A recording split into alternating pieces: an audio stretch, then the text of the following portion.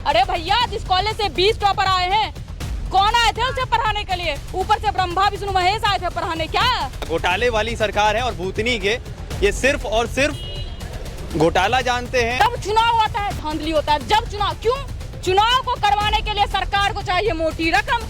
धांधली होती है, बच्चों ने सीट खरीदा, एक सीट 20 लाख, 15 लाख दो, पटवारी ले जाओ। ऐसे बहुत घोटाले हुए, कोई सामने नहीं आता। आप आंदोलन कर लीजिए, आप प्रोटेस्ट कर लीजिए, आप कुछ भी नहीं कर पाएंगे। शौक से तो वो नहीं कह रहा कि धांधली हो। जहाँ धांधली जब हुई है तो धांधली हुई है। सियासत शतरंज का एक खेल है, जनता बताएगी कौन पास और कौन फेल है। इस समय हम मौजूद हैं राजधानी भोपाल में, और जहां सरकार युवाओं के लिए नई नई योजनाएं निकाल रही है, वहां एक तरफ लगातार धांधली भी हो रही है। क्या लगता है आपको, पटवारी एग्जाम पे धांधली हुई है?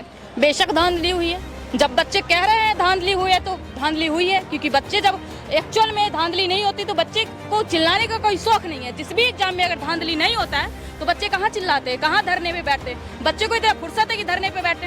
एक तो लड़का बेरोजगार है, बाप खेती किसानी गरीबी ठेला खींचता है, ट्रैक्टर खींचता है, 4,000-5,000 रुपये बच्चों को देता है कि बच्चे यहाँ पढ़े।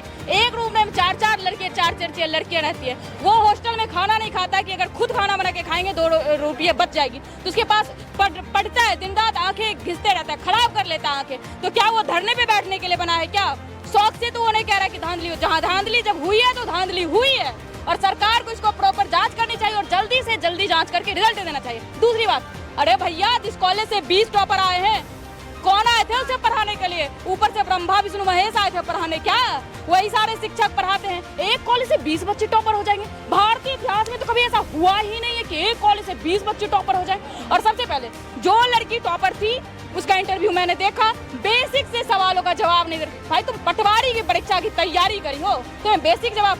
अगर उससे पूछ ले कि आम का साइंटिफिक नाम क्या होता है, मुझे तो नहीं पता, मुझे आम अच्छे भी नहीं लगते। उसे नहीं पता कि मैग्नोफेरा इंडिका क्या होता है, उसे कुछ पता ही नहीं है। कैसे टॉपर हो गई? बेसिक सवालों का जवाब नहीं दे रही है। संदेह तो बनता है कि टॉपर फर्जी है। और कोई ऐसा नहीं कि मध्य प्रदेश में ये ऐसे केस भी बाहर आते हैं। बिहार देख ले, राजस्थान में बच्चे धरने पे बैठे रहते हैं, बिहार में, यूपी, पूरे आधे स्टूडेंट धरने पे बैठ बैठ के अपने हक की मांग करते रहते हैं, जबकि वो धरने पे बैठने के लिए नहीं बने हैं फिर भी। और दूसरा मेरा बात ये रहता है कि सरकार सिर्फ ट्वीट पर ट्वीट कर रही है, लेकिन उसका निदान जल्दी निकालना चाहिए। और अगर ये धांधली होती कि जब चुनाव होता है धांधली होता है। जब चुनाव, क्यों? चुनाव को करवाने के लिए सरकार को चाहिए मोटी रकम। धांधली होती है, बच्चों ने सीट खरीदा, एक सीट 20 लाख, 15 लाख दो, पटवारी ले जाओ, 20 लाख दो, पटवारी ले जाओ। तो सरकार को कितनी मोटी रुपया मिली?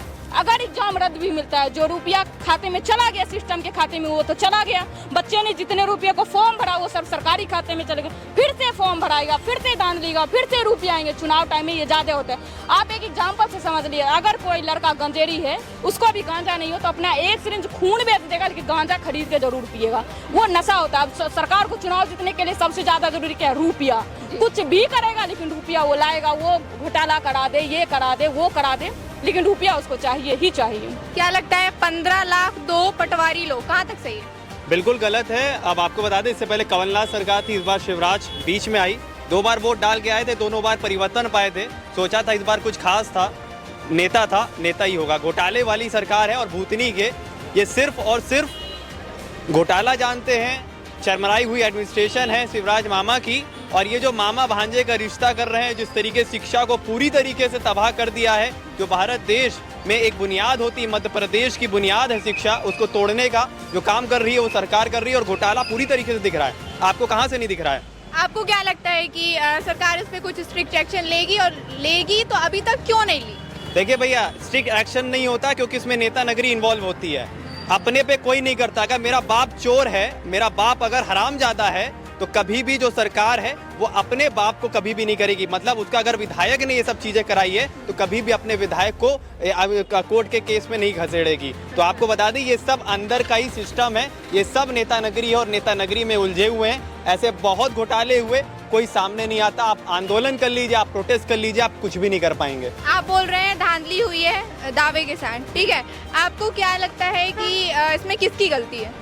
पूरी एडमिनिस्ट्रेशन की गलती है। जिस तरीके सिस्टम चल रहा है, जिस तरीके इन्होंने सिस्टम को चलाया है, पेपर दिया है एक ही कॉलेज से, एक ही यूनिवर्सिटी से, 20 बच्चा, 7 बच्चा, 10 बच्चा भी अगर टॉप करता है तो इतनी हैसियत रखिए, अगर उसका इंटरव्यू लिया जा रहा है और एकदम नील बटा सन्नाटा अगर वो लड़की इंटरव्यू में दे रही है तो भैया पेपर में क्या लिख के आई हो। जब सिग्नेचर हो रहा है तो 10 के 10 बच्चों का हिंदी में नाम लिखा जा रहा है, तो इससे समझ में आता है कि पटवारी लोगों की जिंदगी हारी है और जिंदगी इन सब नेता नगरियों ने हारी है। अभी जब आत्महत्या करने के लिए रोड पे लोग आने लगेंगे, जब यहाँ पे मिट्टी का तेल जलाकर करने लगेंगे, क्योंकि बाप का पैसा इन्होंने जलाया है, और जब बाप का पैसा जलता है और बच्चा पढ़ता है और उसको फिर फल नहीं मिलता, और फिर जब वो आत्महत्या करेगा तब इनको समझ में आएगा। जब रोड पे लोग आ जाएंगे और उनके समर्थन में अन्य लोग आ जाएंगे तब इनको पता चलेगा। और मध्य प्रदेश जब जाम कर दिया जाएगा और शिवराज मामा से इस्तीफा मांगा जाएगा उनके विधानसभा में, तब इनको पता चलेगा कि पटवारी में इन्होंने क्या किया है। आपका क्या कहना है इस मुद्दे पे, कमेंट करके ज़रूर बताएं और साथ ही वीडियो को शेयर करें और हमारे चैनल को सब्सक्राइब करें। देखते रहें चुनावी बकबक।